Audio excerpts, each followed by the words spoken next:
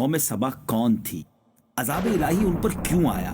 ایک ایسی قوم جس کی خوشحالی کی مثالیں دی جاتی تھیں اور تباہی بربادی ایسی ہوئی کہ وہ تباہی بربادی بھی رہتی دنیا کے لیے مثال بن گئی۔ سب سے پہلے جانتے ہیں کہ سبا یہ کیا تھا۔ سبا عرب کا ایک قبیلہ ہے جو اپنے موری سے اعلیٰ سبا بن یشجب بن یعرب بن قحطان کے نام سے مشہور ہے۔ یعنی سبا ایک مرد کا نام تھا اور اس کی وجہ سے اس کی قوم سبا کہلائی۔ اس قوم کی بستی یمن میں، اس کا مطلب یہ قوم رہتی تھی شہر صنعاء سے 6 میل کی دوری پر۔ اس آبادی کی ایک کمال کی بات آپ کو بتاؤں، دنیا میں بڑا لوگ چاہتے ہیں کہ ایسی جگہ جائیں جو پرفضا مقام ہو، جہاں پر مچھر وغیرہ نہ ہو، مکھیاں نہ ہو، آب و ہوا فریش ہو، گرد و غبار نہ ہو، پولیوشن نہ ہو۔ سبحان اللہ، یہ قوم ایسی تھی کہ اس کی آبادی کی آب و ہوا اور زمین اتنی صاف تھی، اس قدر لطیف و پاکیزہ تھی کہ نہ اس میں مچھر، نہ مکھی، نہ پسو، نہ کھٹمل، نہ بچھو، یعنی اس طرح کے حشرات الارض بھی نہیں تھے۔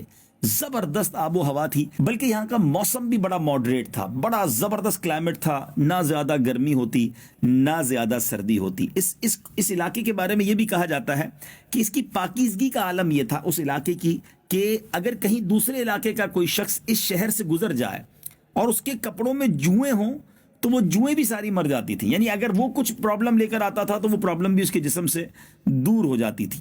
اچھا، اب اس قوم کے پاس ایسے پھل تھے، ایسے زبردست باغات تھے کہ اس میں کثیر پھل لگتے تھے، بلکہ اتنے پھل لگتے تھے اور اس طرح وہ پھل گرتے تھے کہ اگر کوئی شخص اپنے سر پر ٹوکرا اٹھا کر چلے تو بغیر ہاتھ لگائے قسم قسم کے پھلوں سے وہ ٹوکرا بھر جاتا تھا۔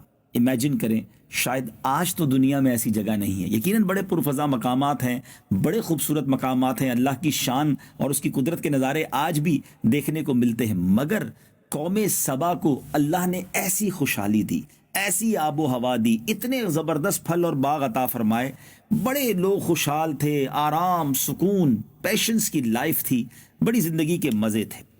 لیکن اب گڑبڑ کہاں شروع ہوئی کہ جب اتنی ساری نعمتیں ملی، اتنی ساری آسائشیں ملی، تو ہونا کیا چاہیے تھا؟ اللہ کا شکر ادا کرتے، اللہ کی نعمتوں پر رب کی بارگاہ میں سربسجود ہوتے، مگر ان نعمتوں نے، اس مال نے، اس آسانی نے اس قوم کو سرکش بنا دیا۔ وہ قوم جو ہے وہ معاذ اللہ تکبر میں مبتلا ہو گئی اور کچھ اپنے آپ کو سمجھنے لگی۔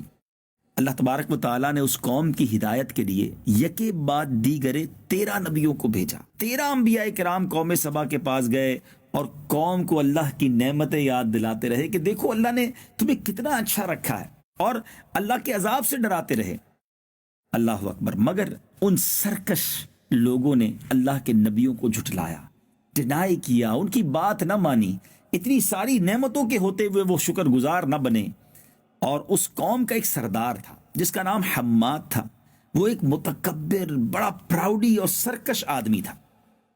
اس کا ایک لڑکا تھا اور اس کا جب لڑکے کا انتقال ہو گیا تو اس نے آسمان کی طرف تھوکا، معاذ اللہ، یعنی اپنے کفر کا اعلان کر دیا، اللہ سے بغاوت کا اعلان کر دیا، اور اعلانیہ لوگوں کو کفر کی دعوت دینے لگا، اور جو کفر سے انکار کرتا اس کو قتل کر دیتا۔ اللہ عز و جل کے نبیوں سے نہایت بے ادبی، تکبر اور پراؤڈ والے لہجے میں کہتا کہ آپ لوگ اللہ سے کہہ دیجئے کہ وہ اپنی نعمتوں کو ہم سے چھین لے۔ آپ ڈراتے نا ہمیں کہ نعمتیں چلی جائیں گی اور یہ اللہ نے دی ہیں، ہم شکر نہیں کریں گے تو چلی جائیں گی، تو آپ کہیے رب سے وہ چھین لے ہم سے۔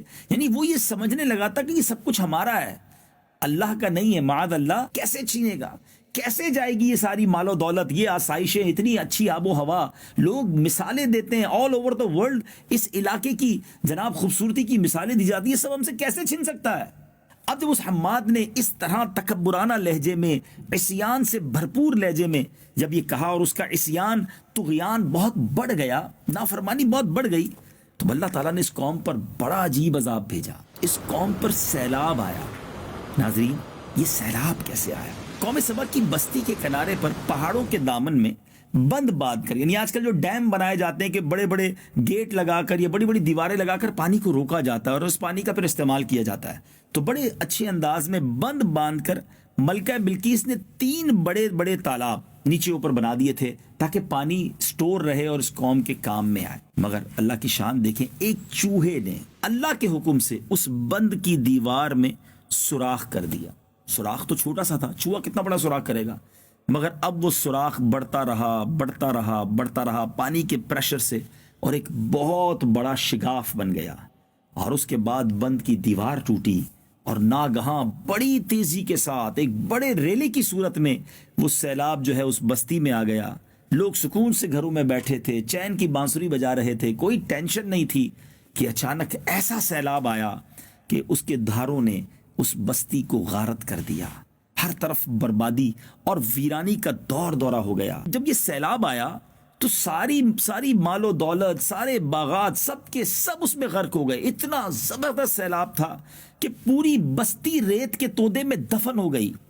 یہ قوم تباہ و برباد ہو گئی، اور اس کی بربادی ایسی ہوئی کہ پہلے اس قوم کی مثال خوشحالی کے ساتھ دی جاتی تھی، اور اب یہ قوم رہتی دنیا کے لیے بربادی کی مثال بن گئی، ایگزامپل بن گئی کہ دیکھو قوم سبا کیسے برباد ہوئی تھی. پھر ہوا کیا؟ عمدہ اور لذیذ پھلوں کے جو باغات تھے ان کی جگہ جھاؤ اور جنگلی بیروں کے خاردار اور خوفناک جنگل اگ گئے، اور یہ قوم عمدہ اور لذیذ پھلوں کو ترس گئی. اللہ اکبر. اس قوم کے بارے میں آتا ہے کہ ان کے خوبصورت باغوں کو ایسے 2 باغوں میں بدل دیا گیا جو کڑوے اور انتہائی بد مزہ پھل والے تھے. اس میں جو لوگ یعنی ان پھلوں کو کھا بھی نہیں سکتے تھے، ترس گئے کہ وہ قوم جس کے درخت پھلوں سے لدے رہتے تھے لذیذ، اب وہ کڑوے پھلوں والے درخت اور باغات بن چکے تھے. اس واقعے کے بارے میں علامہ احمد ساوی علیہ رحمۃ اللہ تعالی علیہ فرماتے ہیں کہ اس واقعے کو بیان کرنے سے مقصود پیارے آقا علیہ الصلوۃ والسلام کی امت کو نصیحت کرنا، وہ ان کے انجام سے عبرت حاصل کریں، اور اللہ تعالیٰ نے انہیں جو نعمتیں عطا کی ہیں ان پر اللہ تعالیٰ کا شکر ادا کریں. اور اگر وہ ایسا نہ کریں گے تو انہیں بھی ایسے حالات کا سامنا کرنا پڑ سکتا ہے. ناظرین غور کریں، آج آئے دن زلزلے، آج آئے دن سیلاب، کہیں طوفان، کہیں سونامی، کہیں آندھی. اب غور کریں یہ سب کچھ کیوں ہو رہا ہے؟ کہیں ایسا تو نہیں کہ ہم بھی اللہ کی ناشکری کر رہے ہیں، ہم بھی اللہ کی نعمتوں کا شکر ادا نہیں کرتے؟